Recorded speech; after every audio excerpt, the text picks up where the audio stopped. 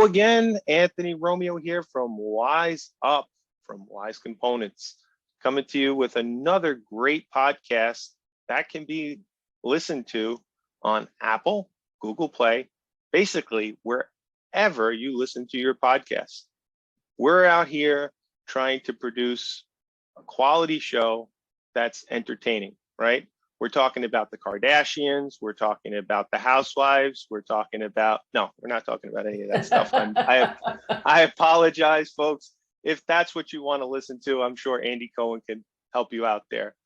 Anthony Romeo, has had another wonderful guest today talking about the data center, and specifically, she wrote a book called Jumpstart Your Career in Data Centers. So you're about to listen to some greatness, I assure you. So Carrie Goetz is a principal and CTO of StrategITcom, as well as a fractional CTO of several companies. And she has many years of experience, and I'm not going to say it's more than 5, let's just say that, right? Yeah, a lot more. And she holds an honorary doctorate in mission critical operations and many other accolades. I can't list them all, but we are going to get at it today and hear why she wrote this book, hear why she loves this industry that we're in, and what's exciting. So, Carrie, welcome. Thank you. It's good to be here. Appreciate you having me. Oh, it's my pleasure. So, Carrie, you know, you've been doing this a long time. And as I said to you in a recent conversation, the data center has evolved. I see that the title of your book is Jumpstart Your Career in Data Centers, right? What made you, well, let me take a step back. Based on all your accolades and everything that you've done in years in this industry, what qualifies you to say, hey, jump into this career, stop what you're doing, stop the presses, you need to get into data center? So what makes you qualified, first and foremost, to say to the people, hey, you should check it out? Well, so a little over 40 years experience in this industry would be a pretty good start. And I'm one of those few people that has done really everything. So I've been on the coding side, I've been on project management side, I've been on procurement side, I've run large data centers, I've designed a lot of data center projects, I've audited a bunch of data centers. So I've kind of been all over the industry, and that's part of my passion for the industry, is that it always changes. There's always something new. There's always something that you can learn. But the problem is, if you go talk to students, which I do a good bit of, and you encourage them to get into the data center industry, they don't know what it is. And so we have a real problem in that curriculum has been very, very slow to react to an industry that's never going away. And so when you tell people to join the industry, they don't know what it is. They don't know what it does. They just really kind of maybe know tech because they consume it on their phone. That's about as good as it gets. Or they've had some exposure to a coding academy maybe, and they've decided that they like or don't like tech based on whether they were successful writing a program in school or something. And I think that there's so much more to the industry outside of that, that it was time that somebody just put down something simple. So the goals were under 200 pages, which is really, really hard to do in this industry. But I wanted something that somebody could digest easily in a weekend before they went on a job interview, or before they started looking for a job, or if they're, coming out of military life. I mean, it says featuring careers for women, trades, and vets in tech, because those are very underrepresented communities in tech, and we definitely need more of those. But it's for anybody that's either thinking about starting out in the industry, moving around in the industry. The attrition rate before COVID for women in tech was 67%. That's not that left a job, that's left an entire industry. So how much better would it be if we supported those women and we let them understand what the bigger, broader picture was, and give them enough information so that they can participate in the conversations in the room? Same thing with a young person starting out, or a veteran, or a tradesperson that may not have the formal education, but may have been building data center projects or know that they want to stay in construction and want to do that. And they just want a career. Why don't we open that up to everybody? This one industry has the potential to be the most diverse industry on the planet, and we fall very short right now. I have to agree with you. I mean, I work with the Bixie organization, 7x24 community, AFCOM community, and so many other organizations, too many to mention, that all are around in this world of data center mission critical. And all the points you just made are so accurate. It's unfortunate that we're as a collective, we're not doing enough to broadcast how the data center world impacts everyday life. And that's, what we're doing on WiseUP. We've always said, when I've had other episodes, we talk about the stuff behind the walls, above the ceilings, below our feet, that's keeping us connected, right? And you point out students, and they do have cell phones, right? Or 2 devices or 3 devices, oh my. And they automatically say, oh, it's the cloud, right? That's the common answer that I've heard is like, oh, how do you know how everything works and how it's connected? Oh, it's all through the cloud. Well, what is the cloud, right? So it's a bunch of data centers that is supporting the network, whether it be on your mobile device or in your commercial building or your healthcare provider, wherever it is. I mean, it affects everything. So it's not like you're creating an industry. The industry is there, where we collectively are not doing enough to advertise and promote all the benefits. It's really the key takeaway is for you, the readers out there and people that are interested. So I suggest that if you don't already have Jumpstart Your Career in data centers, go out. And how could somebody get their hands on that? Is that Amazon click and it's there, or? Yeah, it is an Amazon click and it's there. Okay. We also are encouraging colo data centers to buy it, to give it out on student tours. We're encouraging coding organizations, scout troops, all of those folks, corporate sponsors to buy it. The first page of the book is donated by, so that any corporate sponsor can fill in their company information, logo, put a sticker on there. Because the idea, you have to build awareness of the industry, but you have to build awareness of the employers in the industry as well. And so by being able to start circulating some of these books with some of those donated by, and then there's a website that also has references for a lot of the industry organizations that's tied to the book. There's a group on LinkedIn that we've made available. So anybody thinking about starting out in the industry can join this group and automatically have a network built in of people in the industry.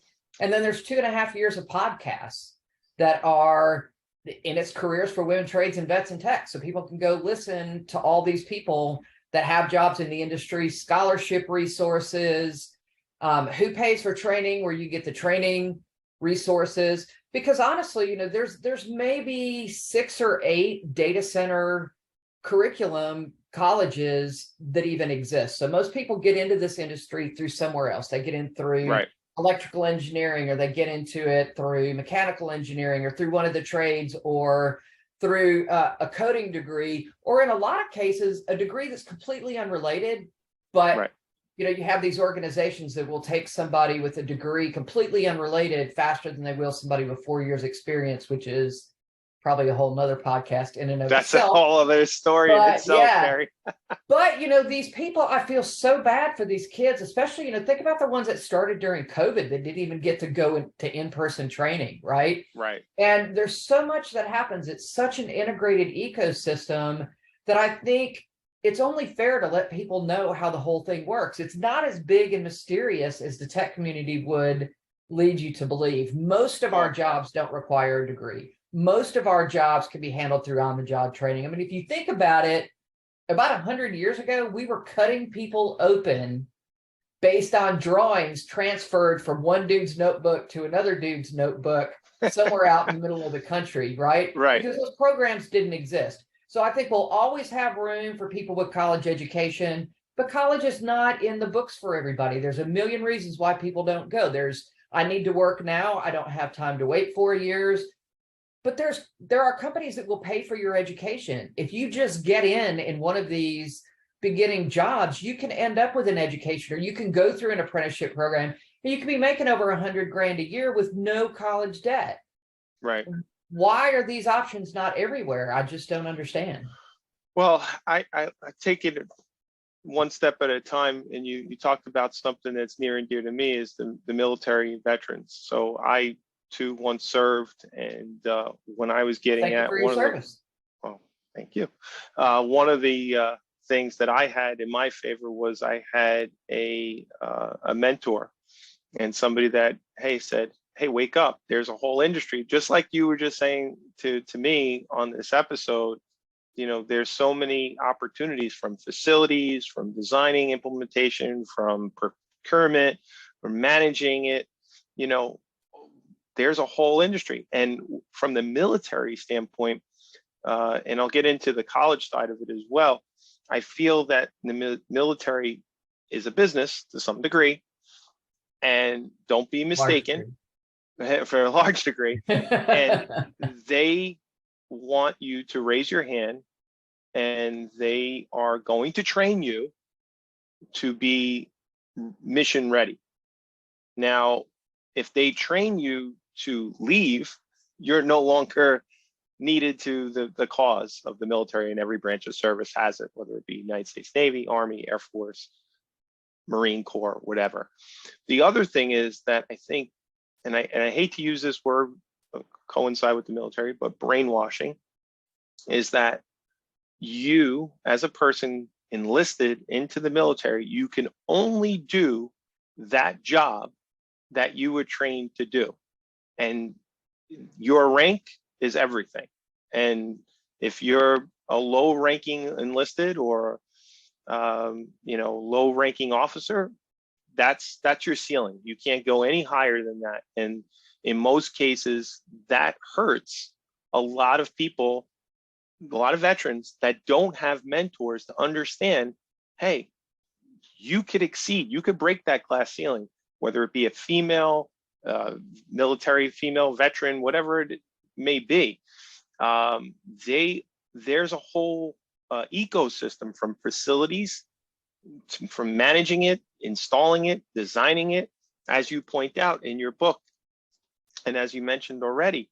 So from the military aspects, I feel that they do a poor job purposely to ensure that the person that they're getting, that raises their hand, and they're investing millions of dollars, time and energy, to create that person to be mission ready for the course of their contract and then re-enlist.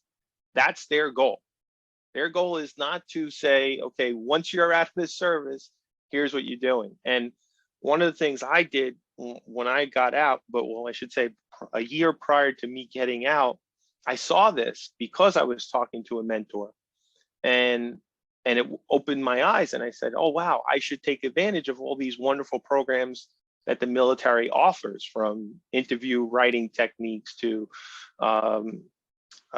what's the on-job training platform. I forget the name of it, but the military offers this, but they too don't advertise, because they want you to ensure that you, as they call it, the cake eater, they want you to re-enlist. They want you to have that re-enlistment party and you re-enlist.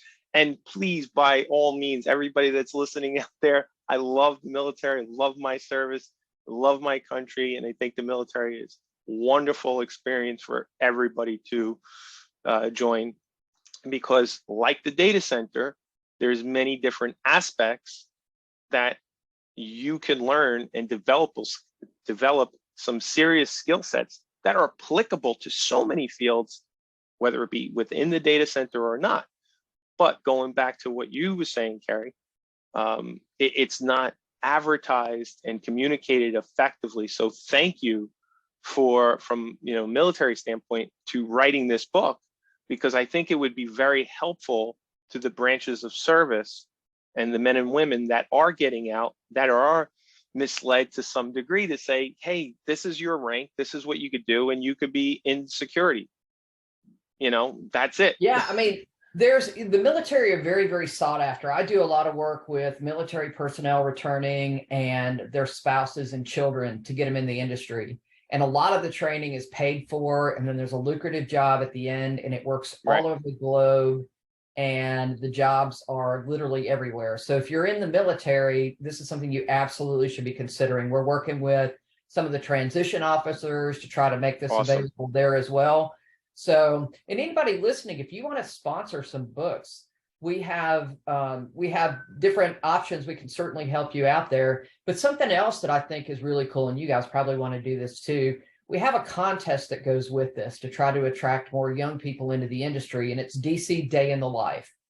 So you go out, you record a video, you post it on your Instagram, your social media, wherever, LinkedIn, whatever socials that you go to, with the hashtag DC Day in the Life, hashtag what your job title is, because our job titles don't necessarily mean a lot. And then just a little short video about what you do. Humor is encouraged. We would love for these to go viral, and then go around, get people to upvote that. And there is the winner of the competition will be announced on International Data Center Day in March. So we're pretty excited about that. And there'll be another one at Data Center World shortly thereafter.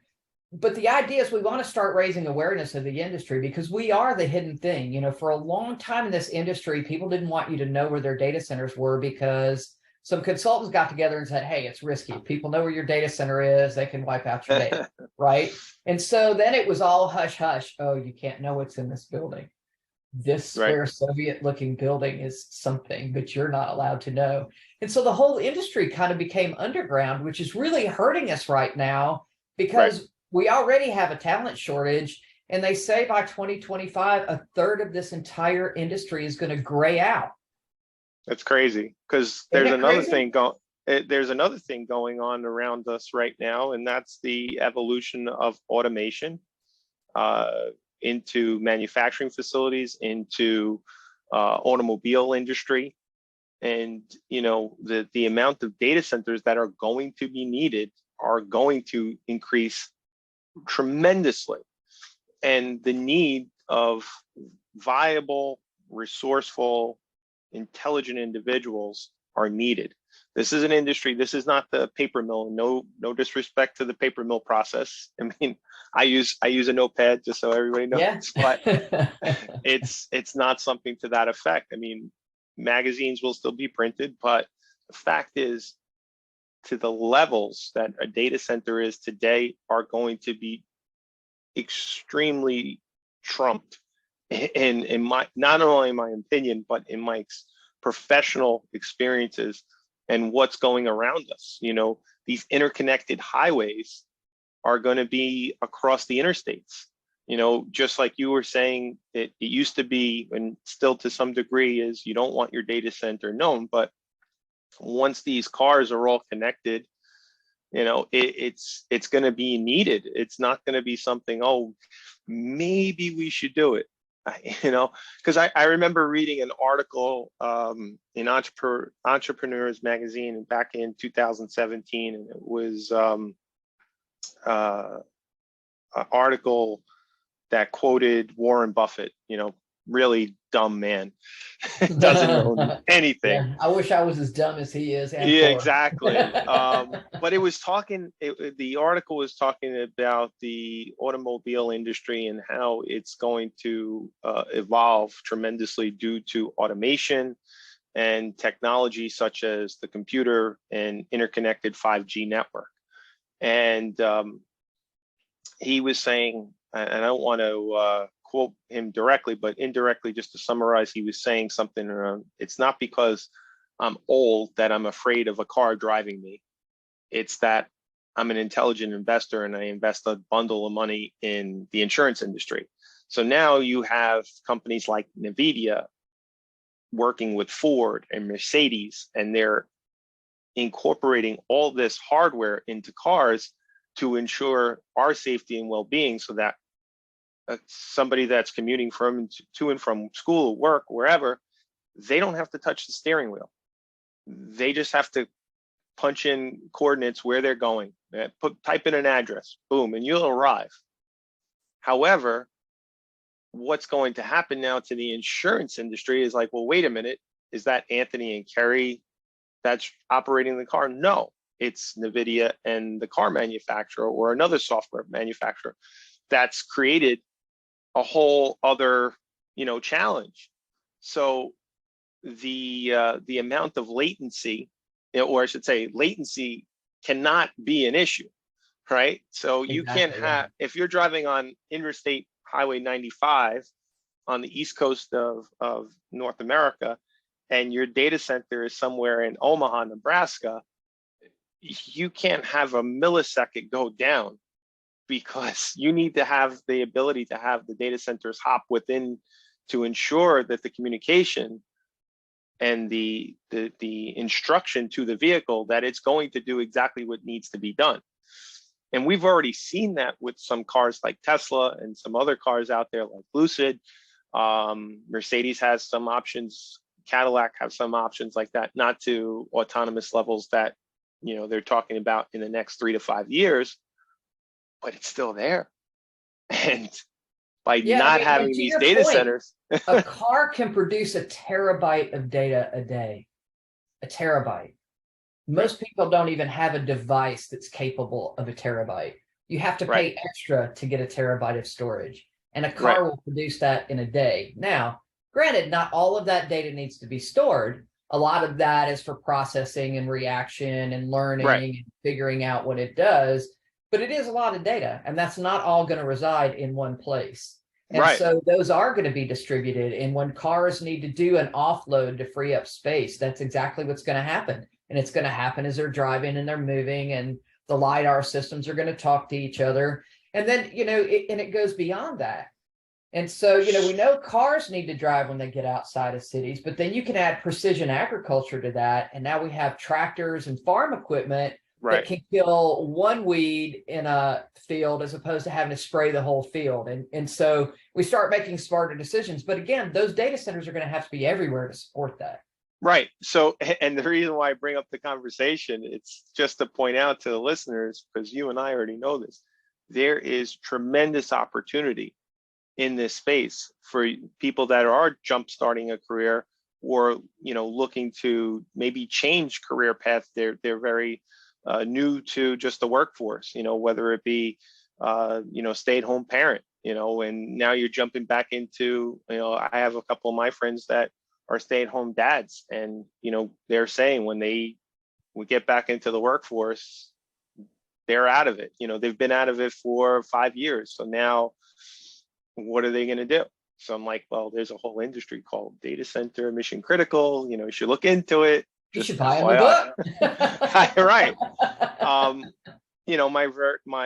My own wife, she was in advertising for many years. She did a phenomenal job there.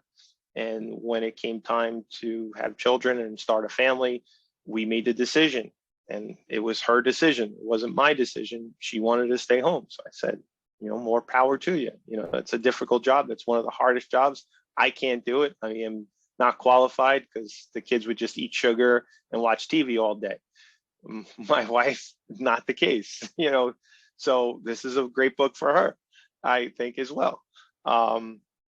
But there's a lot of people that this is applicable to. And I think that's a great thing that you surmised in 200 pages. This is a quick weekend read. And there's so many aspects from, the site, talk to companies like JLL or CBRE, they're looking at site selection. Why? Because of power, the cost, knowing that. So there's a whole other gamut. It's like, well, wait a minute. I thought it's not AWS, it's not Google, it's not Microsoft.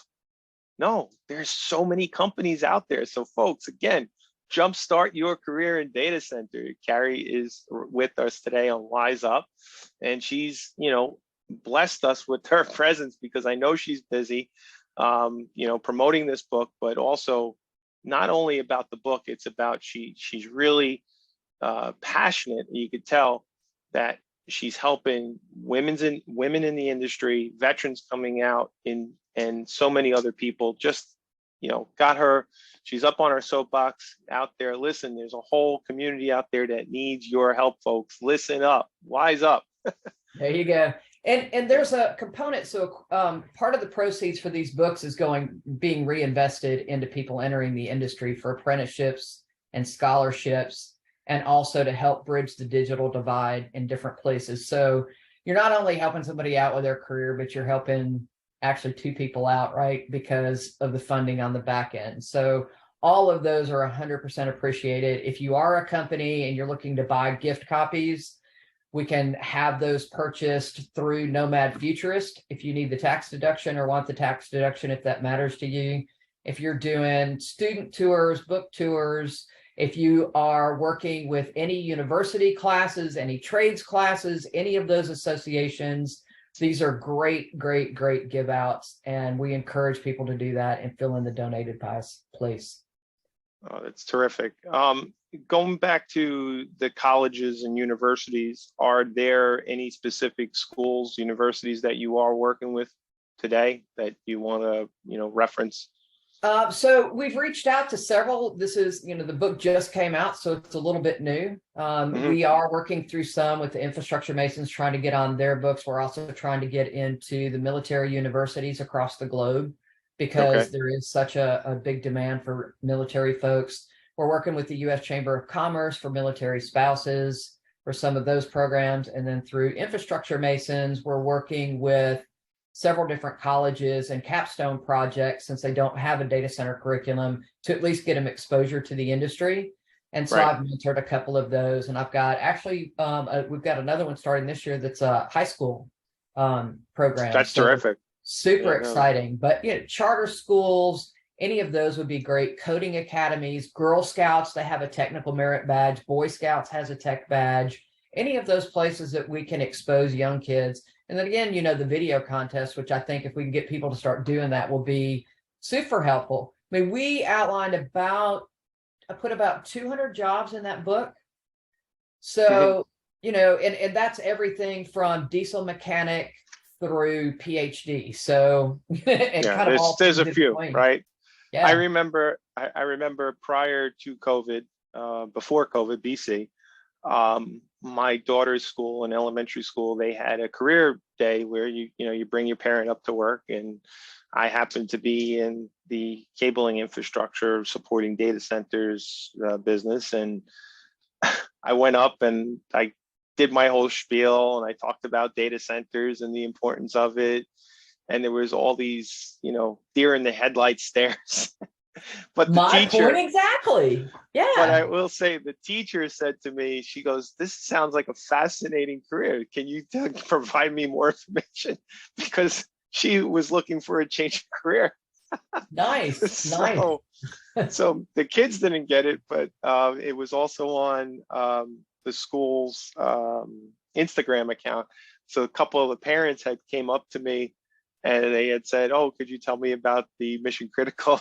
So I was like, "Oh, you actually listened to it? Great." I was like, because 30 children looked at me like I was selling laptops, Yeah, and that's part of the point, right? How do you even get people into an industry if they don't know what it is? And I can promise you, everybody my age fell into this industry. Nobody intentionally went into data centers. We went into computer science, or we went into something else. But nobody specifically went into data centers because it did not exist. That was not a curriculum. And back then we were in mainframes, our data centers looked different. They were part of a corporate office building. Now they can be on a device the size of your phone and put anywhere in the middle of nowhere. So, and we have all things in between, up to the hyperscalers who put in hundreds of thousands of dollars of equipment pretty much on a daily basis.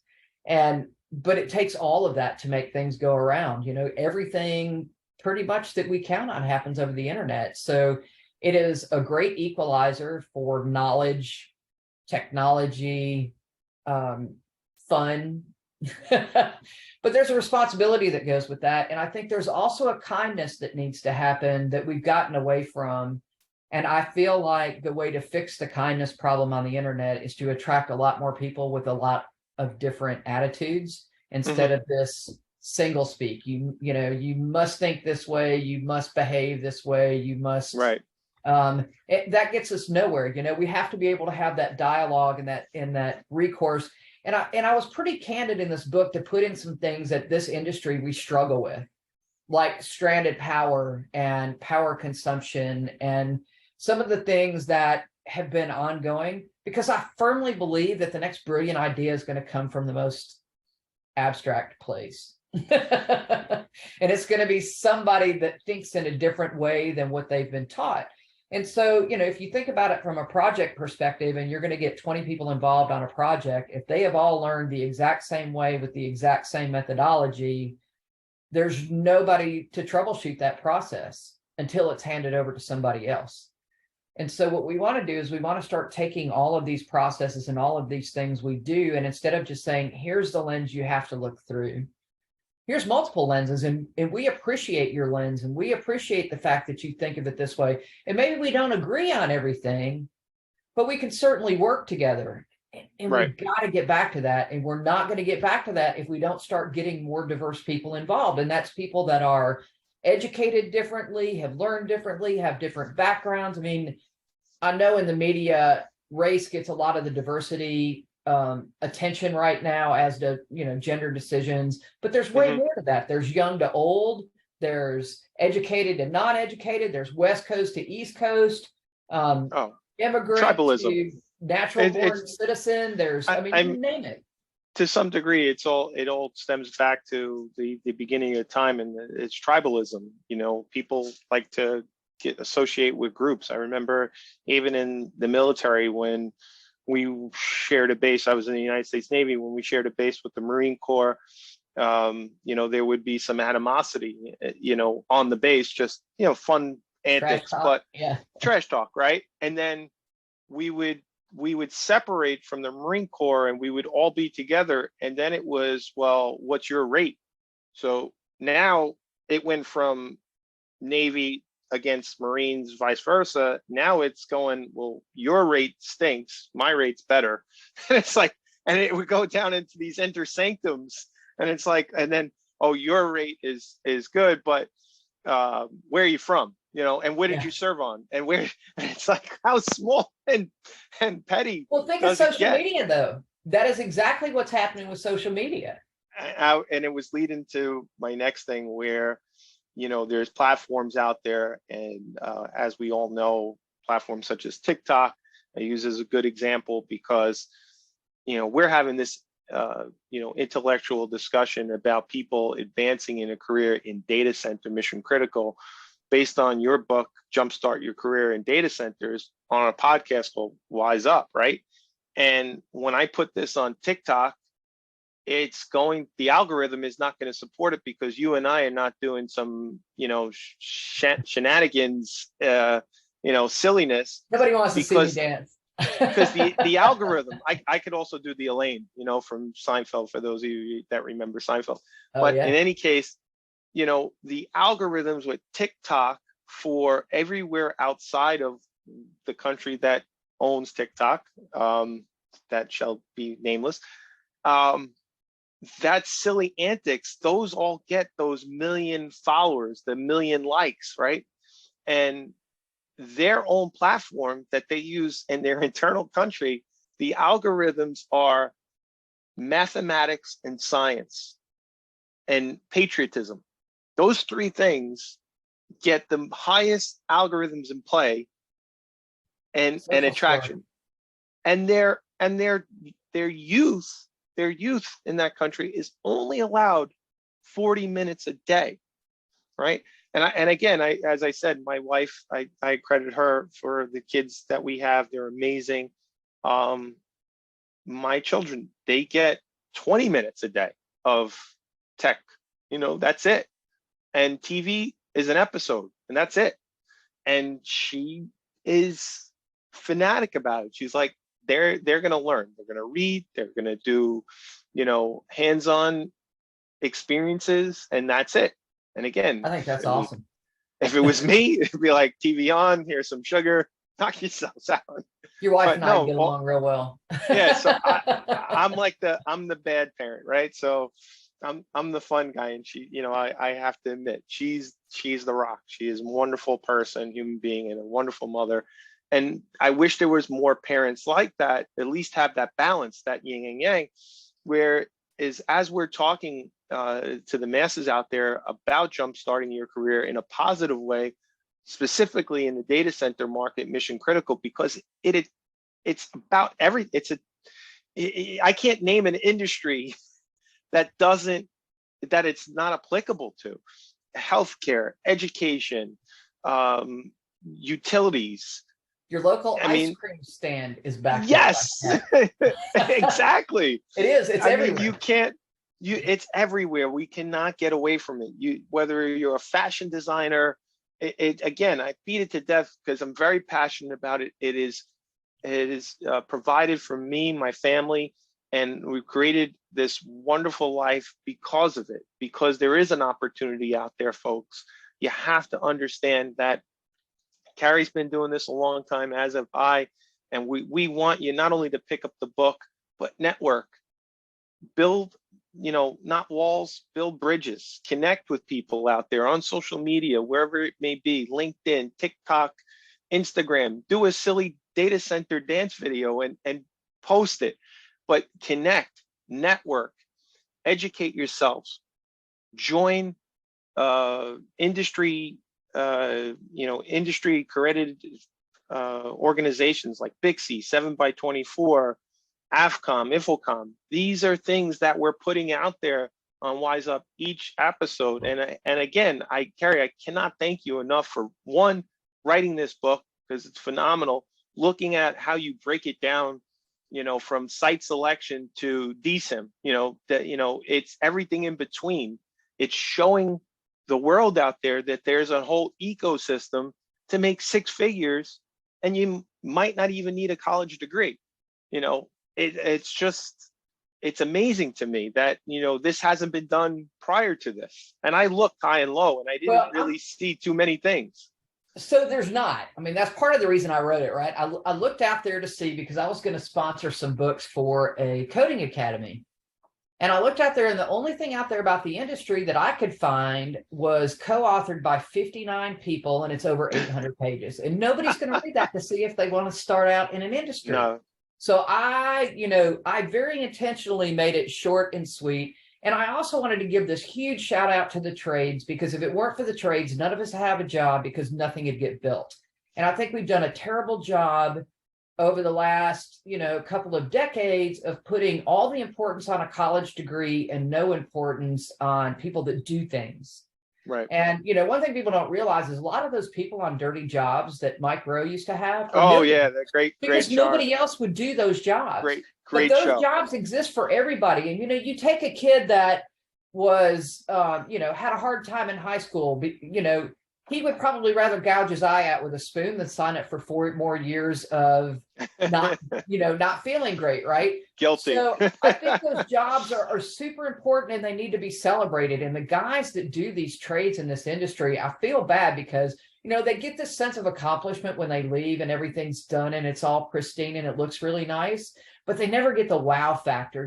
When somebody walks in 6 months after they're gone and sees that work for the first time walking into a data center, and they just, gobsmacked, and their jaws hanging open, and they're like, wow. Right. The tradespeople miss out on all that positive feedback. But every one of these careers is important. And I think that's the point that I was trying to make is, look, here's some problems. If you find a passion in there, jump in there. Here's like the different parts of the ecosystem. Try one out, see if you like it. Maybe work at a few and then worry about your college. Let some company pay for your college education, if you want to. Yeah. But I think we have to start celebrating it, everybody. I mean, if your toilet backs up into your shower, you don't care about a degree. That's a great way to. So I think we have to start celebrating people and meeting people where they want to work and providing those opportunities. So I really, really tried to do that, and tried to do it in kind of just a plain speak where it's not overly technical and people don't, get lost. Well, again, thank you for taking the time with us to come on WiseUP, as we're trying to put education out there all the time. Wise Components has been around a long time, providing quality solutions, but at the end of the day, it goes back to the old guard. It's like, you know, we just do our jobs, get it done, move on to the next one, and that's it. And the education piece of it is, you know, I'm grateful that we're able to put these things together on WiseUP that's streaming, I believe now in 12 different countries. So nice. yeah, so if you're out there listening, thanks for all your comments and your likes on Apple. I think we're still a 5-star rated program. So continue to listen. This is a free show. There is no, you know, you don't have to buy anything. You just have to listen. And if there's anybody out there that wants a comment, by all means, you could talk about the host. He's ugly or whatever. I don't care. It's about the stuff, the importance behind the wall, above the ceilings, below the floor, that's keeping us all connected out there. It's from the data center mission critical to the you know, IDF, MDF, whatever it may be, that's supporting your network in every industry. I'm Anthony Romeo. This has been another fabulous edition of WiseUP, and thank you, Carrie, so much. Thanks for having me.